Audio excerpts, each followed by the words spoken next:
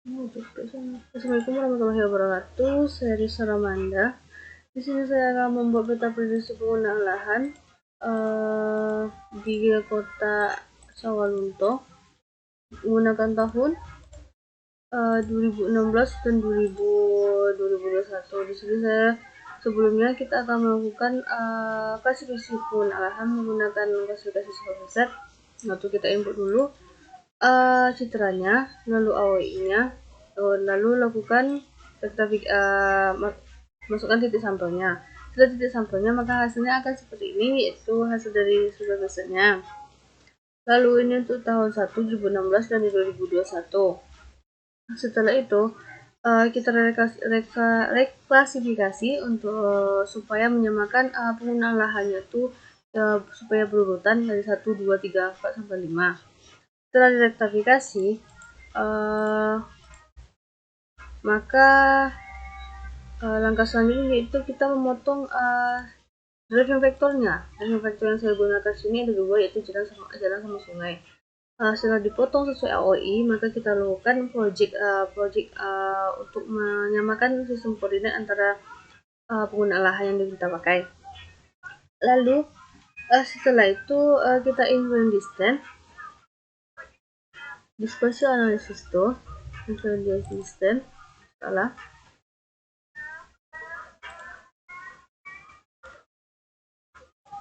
Di include distance, mana kita masukkan dulu satu persatu, yaitu pada mana jalan, lalu di tempat penyimpanannya, kemudian environment. Pada environment ini ada yang kita harus kita masukkan.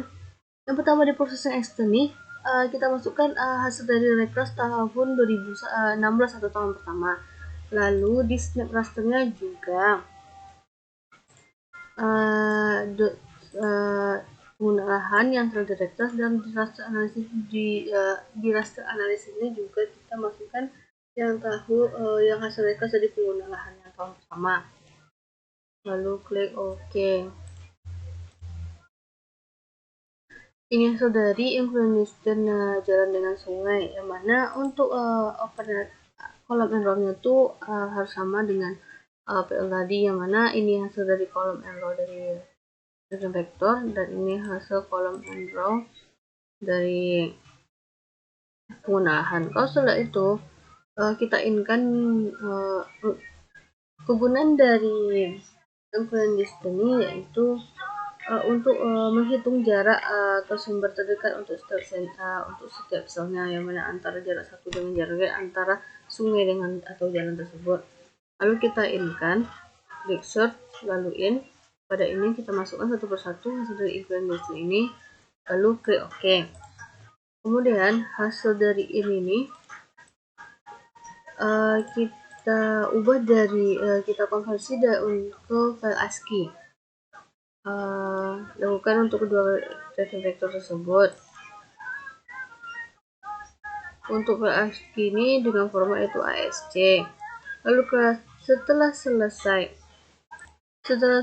untuk include distance dari format raster ke ASCII, maka hasil seperti ini. Dan lakukan hal yang sama juga pada penggunaan lahan yang tahun 1 dengan 2. Kalau setelah itu kita masuk ke terset.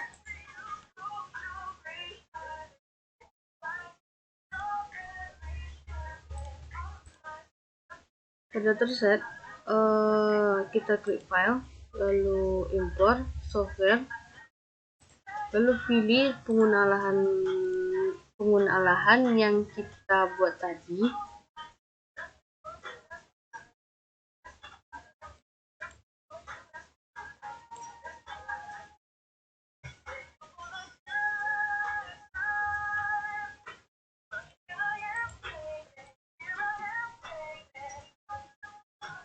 Lalu klik convert, lalu di override fungsi informasi ini digunakan yaitu untuk memasukkan titik koordinatnya, yang mana kalau diadu secara otomatis, sedangkan untuk di terset ini kita mau memasukkan titik koordinatnya secara manual atau kita mencet sendiri. Karena Sumatera Barat itu di UTM WGS 18 zona 47S, tadi kita memilih UTM 47S, lalu klik OK, lalu OK.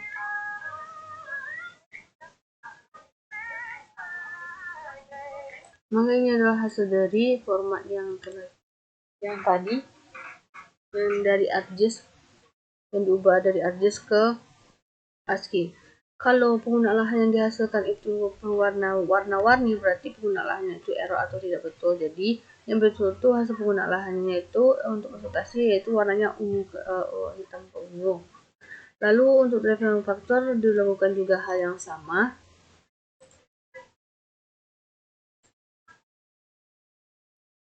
Yaitu di jalan, hasil jalan, dan ini sungai. Lalu setelah itu kita klik file. Lalu kita klik hasil yang penggunaan lahan tahun pertama yang kita simpan tadi, lalu klik kategori. Di kategori ini kita buat kembali nama-nama pengguna lahannya. Sini sudah berurutan, lalu klik OK. Dan lakukan yang sama juga pada pengguna lahan yang lainnya. Lalu setelah itu maka hasilnya akan seperti ini. Kemudian lalu klik Launcher Modeler, lalu Change Analysis. Lalu kita masukkan hasil dari penggunaan lahan. Kalau untuk yang barunya bisa create new season, jadi kita terlebih dulu kalau di create new season ini kita buat dulu nama penyimpanan atau nama file yang akan disimpan, lalu baru masukkan PL tahun 1 dengan 2. Lalu kalau selesai klik continue. Maka hasil akan menghasilkan di sebuah diagram, mana pada kita lihat di diagram ini pemukiman pada tahun 2009 tidak sebanyak 2016, berarti dari 2009 ke 2016 pemukiman itu terjadi peningkatan. Lalu di change maps itu kita menyimpan penggunaan lahan ini dengan atau mencengkan atau menggabungkan antara PL yang lain dengan yang lainnya. Lalu di special trend change juga dilakukan hal sama. Lalu kita masuk ke transisi potensial. Di transisi potensial ini ada yang kita gunakan hanya untuk submodel, yaitu kita hanya perlu untuk untuk melihat bagaimana perubahan change prediksinya. Lalu yang digunakan di sini yaitu hutan tu semak dan semak tu pertanian kering. Lalu dimasukkan di sini driver vector yang kita masukkan tadi, yaitu pilih cari driver vektornya, lalu klik OK, add to model, dan klik test export power.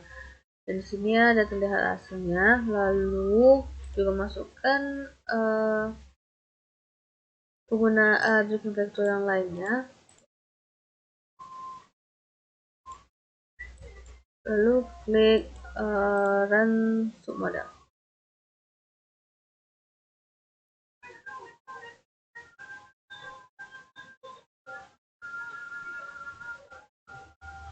Dan tunggu hasilnya. Kalau hasil dari run transition submodel ini melebihi atau akurasi rate-nya itu melebihi dari 75% ke atas, itu maka tingkat akurasinya itu tinggi, sedangkan untuk 75% ke bawah itu memiliki akurasi rate yang kurang bagus atau rendah. Dapat lihat pada hasil launch model MLP model resmi yang pertama general model informasi, satunya input file. Nah, di sini terdapat dua variabel yang kita gunakan, yaitu sungai dan jalan, dan ini adalah nama hasil training sektornya. Lalu peran sama untuk sumber yang kedua.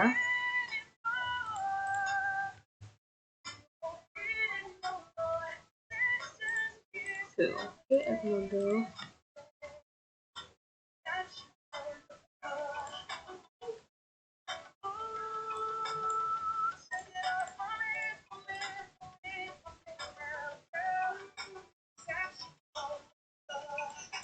Lalu klik run submodel.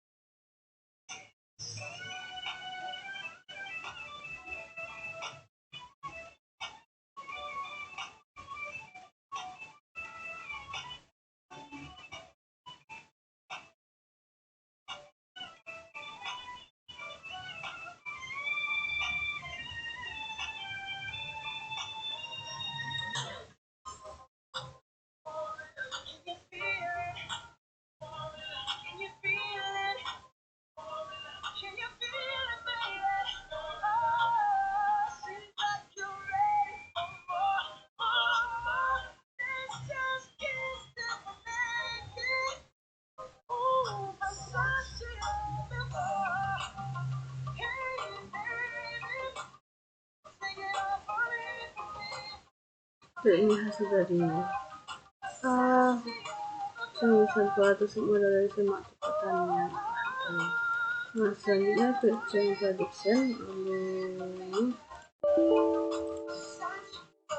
Karena ini di tahun 2009-2016, jadi jaraknya itu sekitar 5 atau 6 tahun. Jadi kita memprediksikan 6 tahun ke depan 2021. Di sini saya menggunakan prediksi tahun 2023, yang mana ini adalah hasil dari luas penggunaan lahan untuk tahun 2023 prediksinya.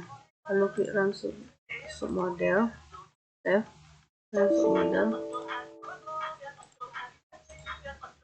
Karena saya cuma bisa sampai di sini atau cuma bisa chain limit modeling dan gagal pada chain alokasi ini, jadi hanya sekian video yang dapat saya sampaikan. Assalamualaikum warahmatullahi wabarakatuh.